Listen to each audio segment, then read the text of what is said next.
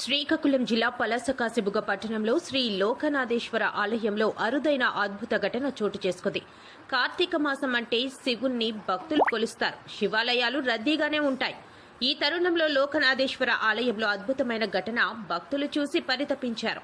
శివలింగంపై నాగరాజు పడగ ఎత్తినట్టు కంచు ఇత్తడితో తయారు చేసింది శివాలయంలో చూస్తుంటాం. కానీ నాగుపాము పడగలిపి శివాలయంలో దర్శనమివ్వడం భక్తులు కనులారా చూసి నాగేంద్రుడికి మొక్కుకున్నారు. శివలింగం వద్ద ఈ దృశ్యం తారసపడటంతో దైవ మహిమ అంటూ ప్రధాన అర్చకులతో పాటు భక్తులు మొక్కుకున్నారు.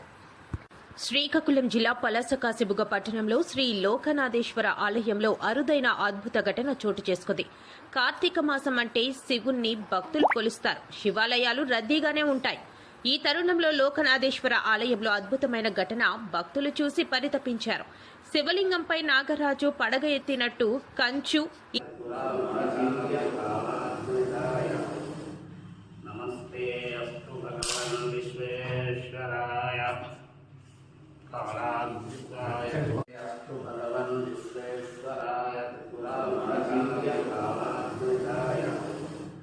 नमस्ते अस्तु भगवान् विश्वेश्वराय काला